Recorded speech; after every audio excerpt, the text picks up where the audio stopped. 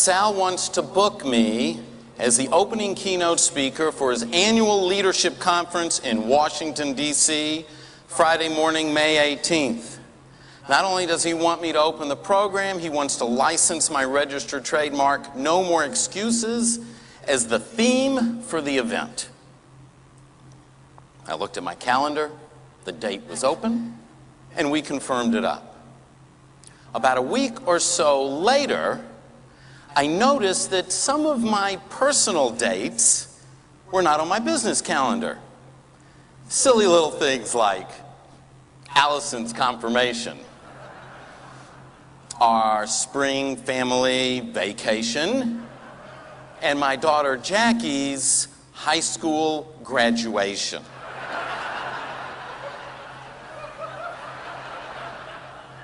Jackie's graduation was on Thursday evening at 7:30.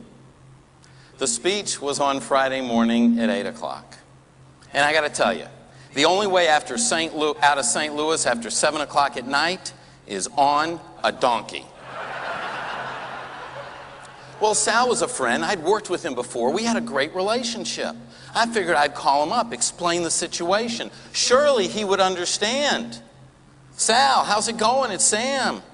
You know that program Friday morning? I've got this graduation conflict. Could we push it off to the afternoon? Could I do it the following morning? The only thing Sal said to me was, Sam, what about no more excuses? So I got off the phone and I started to think about my options. I realized immediately I had two. One, I could call in sick at the last minute, have one of my speaker buddies cover for me. And then I thought, well, Jackie is my third child.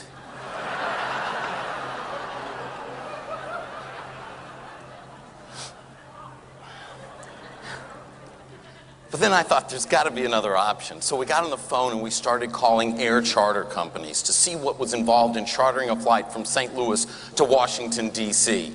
We got several bids. Can you imagine? The low-cost bidder for a flight from St. Louis to Washington, D.C. the night of May 17th was $10,000. So now I have a $10,000 question. Who am I accountable to? Who am I accountable to?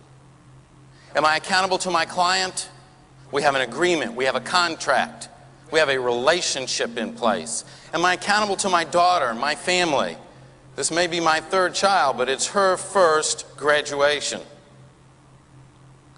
And then I realized there was something else that came into play. What about my accountability to myself? To my values, to my ideals. You see, before we can hold ourselves accountable to anyone else, we must first be accountable to ourselves.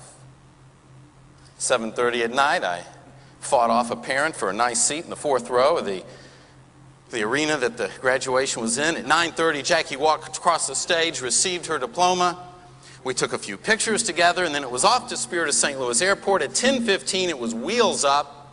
The plane was smaller than I had imagined and certainly much lighter. But then, again, so was my wallet.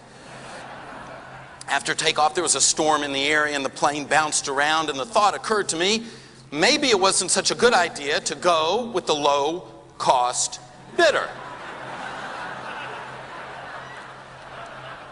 But things smoothed out, and by 2:30 in the morning, I'm slipping between the lily whites in my hotel room in Washington. I get up the next morning and deliver my program.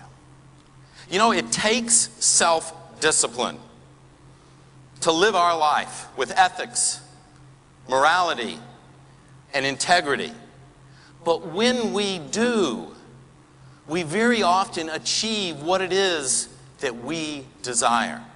Successful people don't make excuses when they fail, and they don't accept them from others either. Leaders admit fault.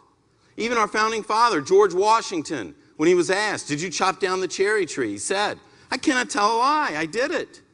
And this was unusual for him to tell the truth, because after all, he was a politician. Can you imagine that today? Today we have people whose job it is to make excuses. They call them spin doctors. Can you imagine George Washington on Fox News? Mr. President, did you cut down the cherry tree? Well, yes. And no. You see, I didn't cut it down, as cutting is something one does with a knife. You can cut your finger, but you can't really cut a tree. And since I used my hatchet, the relationship I had with the tree was not a cutting relationship. I would call it more of a chopping relationship. And I did not cut it down. As see, the stump is still standing, and since that is part of the tree, is an alleged claim exaggerated by those people who have some personal vendetta against me. And after all, I was looking for weapons of mass destruction. And let me make this point perfectly clear. I did not inhale. Don't we hate it when politicians give us those lame excuses? Secret number 2. Think and plan strategically. I once had the opportunity to sit with a very successful individual, and I asked him, what's your secret to success? He said, Sam, do the right things consistently. Do the right things consistently. So many times we get to the start of the day, we have a legal pad with a list of things to do on there, and we think success is just checking things off. We haven't even taken the time to realize what needs to be on that legal pad. And if you're going to do the right things consistently, you have to take the time to stop and ask, what are my right things? Look at them as daily right things, weekly right things, monthly or annually, but you have to know what your right things are. I love it, man. Next secret. My youngest daughter, Allison, is 17 years old. She has a summer job in a laboratory. And she is assisting in some very critical research. And what they're trying to do is they're trying to identify a specific part of the human genome and attach that to heart defects. Because once they're able to make that connection, they will be able to save millions of lives for our children, our grandchildren, and generations to come. And I asked Allison to share with me the procedure of how they went about doing this. And I only get one question a day. So Allison explained to me that they harvest the heart of the mouse, and then they encase it in a block of wax. And they slice that heart into 250 slices. Now, for those of you that don't know this, a mouse's heart is about the size of the exposed piece of lead on a dull pencil. 250 slices. And then they examine each one under a microscope looking for the defects. And they do this over and over and over again. And as she explained the entire process to me, using a vocabulary of which I only understood about half the words, I realized two things. First, in my side of the family, intelligence is generation skipping. But second, I realized that there was an incredible amount of precision that went into both the equipment and the process and procedures that were used in that laboratory. And I had to stop and look at myself and look at my business and ask, do I employ that level of precision? Do we create a business model with that degree of precision?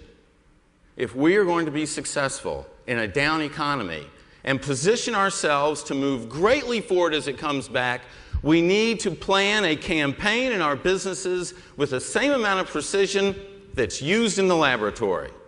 When you return from this convention, you will have no more excuses if your business is not where you want it to be or your life is not where you deserve it to be.